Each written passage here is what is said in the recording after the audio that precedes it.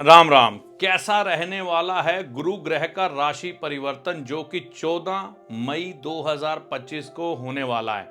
इस समय में व्यापार के क्या हालात रहेंगे, अगर किसी व्यक्ति के ऊपर कर्ज चल रहा है और उसकी वृष राशि है तो क्या उसका कर्ज उतरने की संभावना बनेगी।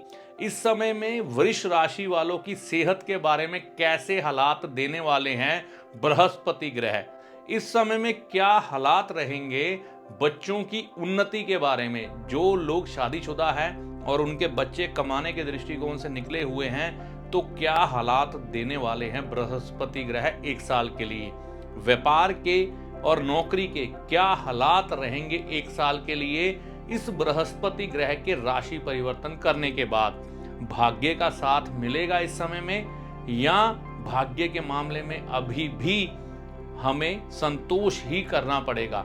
अगर आपका पैसा अटका हुआ है, वृष राशि वालों का मिल नहीं रहा, क्या इस समय में पैसा अटका हुआ मिलने की संभावना बनेगी। अगर आपकी वृष राशि है और आप इन्हीं बातों का उत्तर ढूंढ रहे हैं तो देर किस बात की, आइए इस वीडियो में।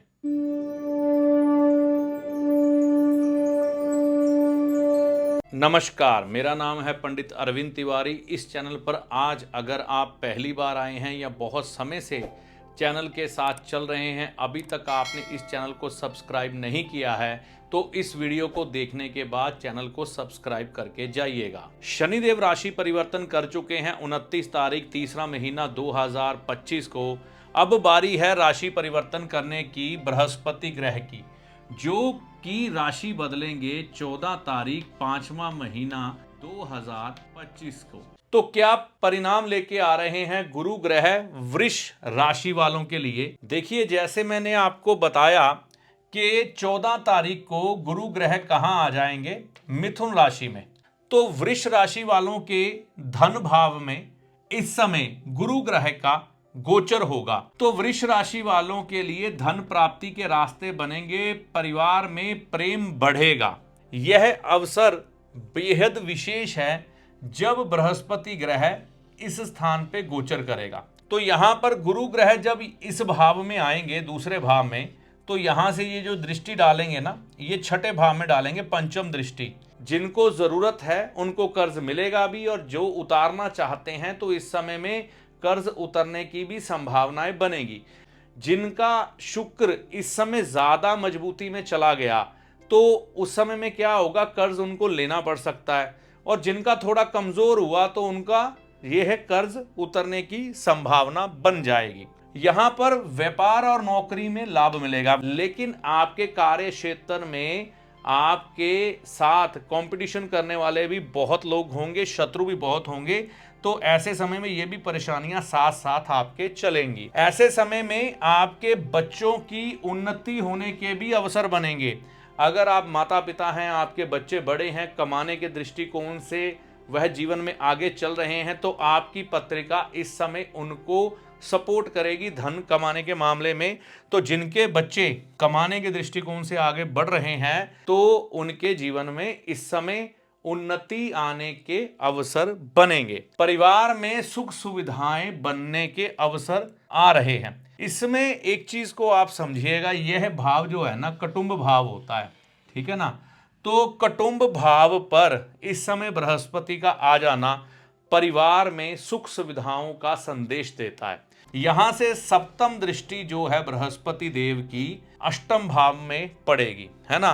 तो ऐसे समय में अगर आपको सेहत से संबंधित कुछ एक प्रॉब्लम्स लंबे समय से चली आ रही हैं तो उसमें आराम आने की संभावना मिलेगी। नवम दृष्टि बृहस्पति की दशम भाव पर पड़ेगी तो व्यापार में गति आएगी, धीरे धीरे करके व्यापार बढ़ेगा। तो यहां पर अतिचारी होने के कारण आपको लगेगा बृहस्पति देव ने एकदम से कामकाज में बहुत तेजी दे दी, फिर एकदम से लगेगा कि कामकाज में परिवर्तन होने लग पड़ेगा, कामकाज स्लो हो गया।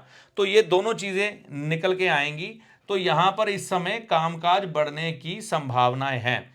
इस समय शुक्र की या सूर्य की दशा आपको मिल गई ना, तो सुख सुविधाएं तो मैंने कहा आपके यहां बढ़ेंगी ही बढ़ेंगी, लेकिन आपका फंसा हुआ पैसा अगर कोई पैसा आपका फंस गया है, लंबे समय से आपको कोई पैसा वापस नहीं कर रहा, या आपने किसी से मदद मांगी थी, मदद नहीं मिल पा रही, ऐसे हालात बने हैं क्योंकि बृहस्पति यहाँ पर आपके लगन भाव के ऊपर चल रहे थे, तो अष्टम भाव के मालिक का गोचर यहाँ पर था। तो ऐसी स्थिति में क्या होता है, आपके जीवन में थोड़ी सी बाधाएं जरूर देते हैं। देव गुरु हैं, लेकिन थोड़ी बहुत शत्रुता तो यहाँ पर ये राशि ही निभा देगी, क्योंकि बृहस्पति तो चलो किसी से शत्रुता नहीं करता, लेकिन राशि मालिक तो करता है। तो अगर आपका पैसा फंसा हुआ है, यहां पर मिलने की संभावना बनेगी। शत्रु परेशान कर सकते हैं। देखिए एक बात समझिएगा कि बृहस्पति की दृष्टि इस भाव में पड़ेगी, आपको कंपटीशन के शत्रु कह लो या दूसरे शत्रु कह लो, इस समय परेशान जरूर करेंगे। मतलब जीवन में शत्रुता आपके रहेगी। उसका कारण ये है कि शनि देव यहाँ पर दशम दृष्टि साथ साथ में लेके चल रहे हैं बृहस्पति की। यहाँ बृहस्पति शांत तो कर रहे हैं, थोड़ा बहुत शत्रुओं को किसी तरह से समझौता करवाने की कोशिश कर रहे हैं, लेकिन यहाँ पर शनि देव साथ साथ में वो चीज़ें लेके चल रहे हैं। तो संभावनाएं दोनों मिश्रित है। मतलब कहने का मतलब है शत्रु रहेंगे जरूर, लेकिन काम उनके साथ जो जुड़े हैं वो सॉल्व आपके साथ साथ ही होते रहेंगे। अब देखिए जब यहाँ से बृहस्पति अक्टूबर में इधर आ जाएंगे तो यहाँ पर इनकी दृष्टियां बदल जाएंगी। यहाँ से ये दृष्टि डालेंगे सप्तम भाव में, आपके जीवन साथी के संबंध में आपको बहुत अच्छे फल देंगे। जिन लोगों की शादी रुकी हुई है, रिश्ता नहीं हो रहा, तो यहाँ पर रिश्ता होने की संभावना बनेगी। यहाँ से ये दृष्टि डालेंगे भाग्य भाव पर, तो वैसे संभावनाएं बनाएंगे कि आपके भाग्य का साथ आपको मिलने लग पड़े, यात्राओं के संबंध में आपके रास्ते खुलने लग पड़े। यहां से ये दृष्टि डालेंगे आपके लाभ भाव में, तो शनि को देखना, यानी कि शनि कहाँ के मालिक हैं, आपकी राशि के अनुसार भाग्य भाव के और दशम भाव में, है ना। तो यहां भाग्य का साथ मिलकर, मतलब कम मेहनत में भी अधिक लाभ। तो यह जो समय है ना, आपको धन के मामलों में बेहतर करने वाला है। अगर आपने कुछ एक प्लानिंग धन के मामले में लेकर लंबे समय से की है, देखो सबसे बड़ी चीज इस कलयुग में पैसा है। तो वृष राशि वालों के जीवन में पैसे का अभाव इस समय नहीं रहने वाला। अतिचारी गुरु के कारण एक चीज जरूर आएगी, व्यापार में कभी बहुत गति आएगी, कभी लगेगा कि बहुत धीमापन आ गया।